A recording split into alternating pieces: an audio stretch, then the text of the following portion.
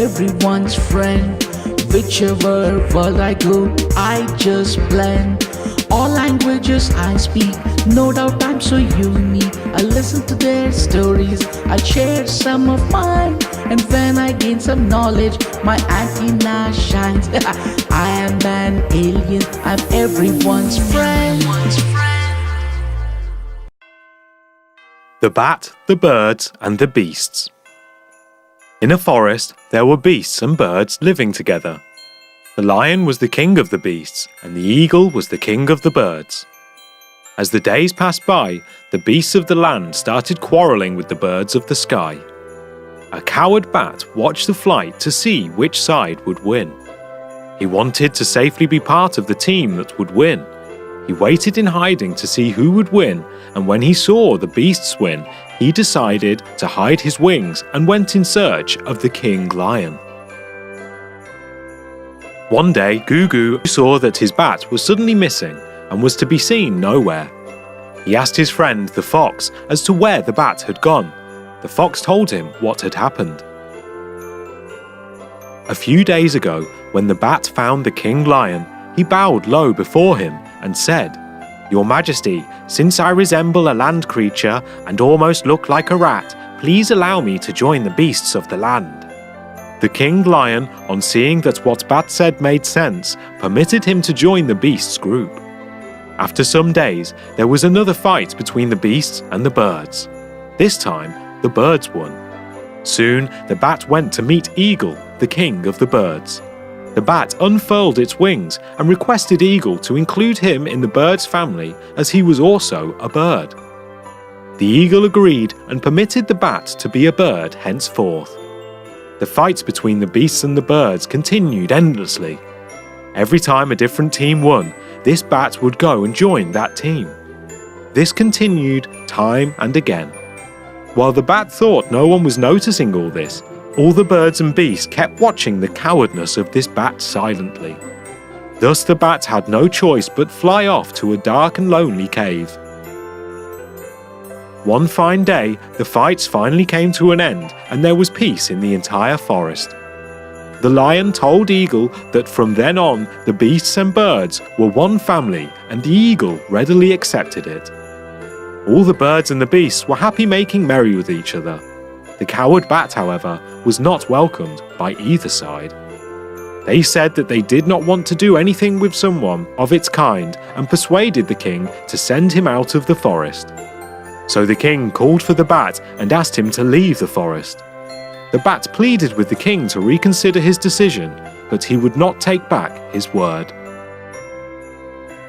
Gugu also agreed that it is important to stand ground for what one believes in and have the courage to withstand no matter what. The Crow and the Snake. Once upon a time, a crow was living in a nest atop a tree in a forest. Below the tree, a snake had made a burrow and was living in it. Gugu was passing by the tree where the crow had its nest and realized the snake no longer lived below the tree. Out of curiosity, Gugu asked the crow as to what had happened to the snake, and the crow tells Gugu how. One day, the crow laid eggs and went in search of food as it was feeling hungry. At that time, the snake crept out of the pit and slowly crawled to the crow's nest and ate up all its eggs. When the crow returned and saw that the eggs were gone, it felt extremely sad and helpless. Not knowing who had taken away its eggs, it wept and wept, but after weeping, it made up its mind to find out who the culprit is. So the next time it laid eggs, it made sure not to fly too far away, but instead wait at a shorter distance and watch who steals the eggs. It was shocked to see that it was its neighbour, the snake who was eating its eggs. She immediately flew down to the nest and confronted the snake on what it had been doing.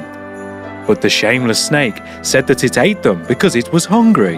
The crow warned him not to repeat such a mistake, but the snake seemed least bothered. It challenged the crow that it can do all that it chose to, as it was not afraid. The crow felt very helpless and was crying under the tree when its friend, the fox, came by. On seeing the crow weep, the fox asked to know the reason. The crow narrated how the snake had eaten all its eggs and how it is still not feeling remorseful even after the crow warned it. The fox consoled the crow and quickly thought of a plan. It told the crow to steal the necklace of the princess from the banks of the river while she was bathing and drop it into the snake's burrow. When the crow questioned how this would help, the fox asked it to do as instructed and then watch. The crow trusted that the fox had a reason to say what it is saying and did as advised. The palace guards followed the crow and saw where it had dropped the necklace. Knowing not what was happening, the snake put out its head with the necklace around its neck. The guards beat it to death, and the crow felt relieved to see this. It thanked the fox and lived happily. The crow told Gugu that it is important to realize that neighbors live beside us for safety's sake, and we should not harm them even if we can't help them.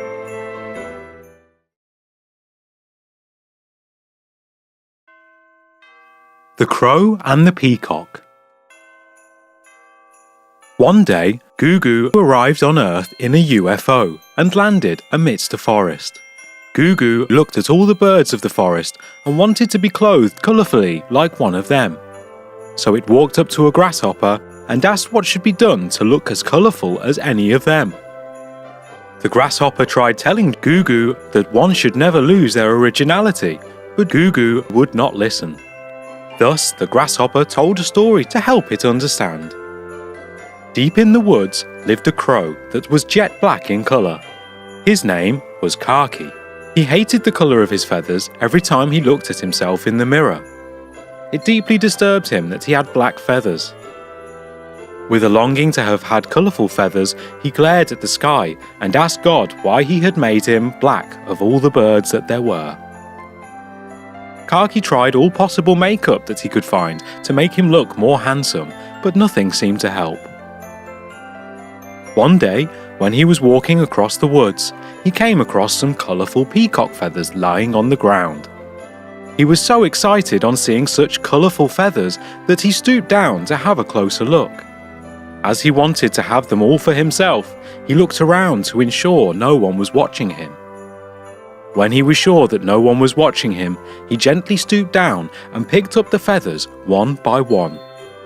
He placed them on himself and thought they made him look good. He went on to meet the peacocks that lived in the same forest.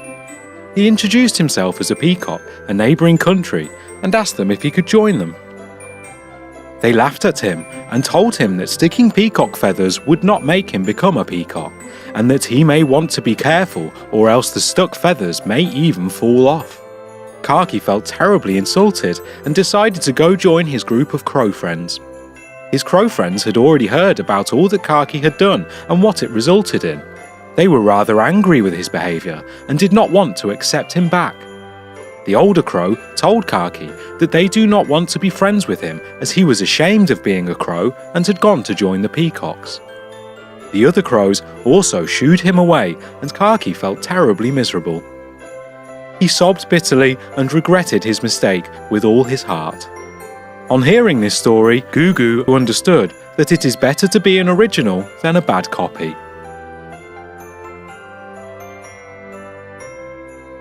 The Dog and the Wolf.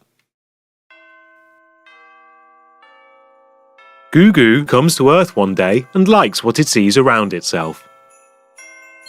It feels like wanting to stay back here itself, but needs some more source of income to be able to do so. So, it approaches a cat who is nearby and asks if it can find a job for itself. The cat says that it is not too difficult to find one, but there will be way too many restrictions one may not be able to put up with. But Gugu is not convinced to give up and says that it is ready to do anything.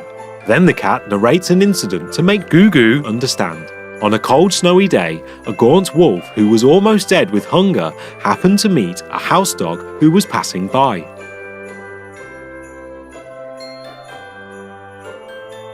The dog looked at the wolf, who had looked almost like its cousin, and asked why he looked so worn out.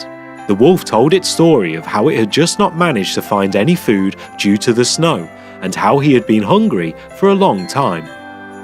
Listening to the sad story of the wolf, the dog was moved with sympathy. It asked the wolf why it is ruining its life without a regular job by which it could earn its meal. The wolf replied that it would be more willing to do so if only someone hired him for some work. On hearing that, the dog comforted the wolf by saying that it should not be a problem to find a master who could provide it with work and food to eat. The dog offered to take him to his own master to request a job for the wolf. Wolf was indeed very happy to hear this. It dreamt of having a job to do and food to eat regularly without having to hunt all by himself. In all its excitement, the wolf set out with the dog to meet the dog's master. After they had walked a certain distance, the wolf notices a patch on the dog's neck where the hair was missing. When the wolf was unable to control its curiosity, it asked the dog about what had happened to it. The dog then explained that it was because of the collar that its master put on it every night when he is chained. It told the wolf that it would initially pain a bit, but one would get used to it over time. When the wolf heard this, the wolf did not like the idea of being made a slave. It bids a goodbye to the dog, saying that it would not be willing to work for its master. Gugu then understood that it is better off to live life on one's own terms and not live like a slave to fulfill their whims and fancies.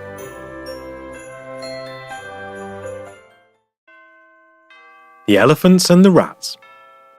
Gugu was friends with the elephants and generally would cross paths with a herd of them every morning when they went out to drink water. But one day, all of a sudden, Gugu did not see any elephants coming that way. Days passed and the elephants seemed to have totally stopped coming that way. Gugu was wondering what was wrong and went to meet the elephants. Gugu was warmly welcomed by the elephants, and then Gugu tried to find out why the elephants are not to be seen in their daily route of going to the river. So, the oldest elephant tells Gugu that there is a deserted house near the riverside where hundreds of rats are living happily. But one day, when the elephants were going to the river for a shower, many rats got stamped under the feet of the elephants and got killed unintentionally. The rats noticed that this will be an everyday problem and hence sent their oldest rat to meet the oldest elephant and explain the inconvenience. The elephant was quite surprised to see the rat and asked what is the matter that has brought him that far. The rat tells the elephant how many of its relatives lost their lives when the elephant had come close to their place on the way to their shower. The elephant feels really bad about the unintentional loss that had occurred because of them. So, the elephant decided to take a different route henceforth to the river. The rat was very pleased to hear this and thanked the elephant for being so considerate. Hence, the elephant told Juju that they were not taking the usual route but were going through a different pathway, which is why Gugu had not seen them lately. The elephant also continued to say that how on one such their trips to the river, their whole herd of them except one elephant got caught in a hunter's net as it was walking slowly behind the rest. Then the older elephants instructed the elephant to go ask help from the rats. When the elephant went to the rat's house and asked them for help explaining the situation, they were more than ready to help. They came in large numbers to where the elephants were stuck and gnawed the nets with their sharp teeth, rescuing all of them. Explaining what had happened to Gugu, the oldest elephant breathed a sigh of relief, saying, "A friend in need is a friend indeed."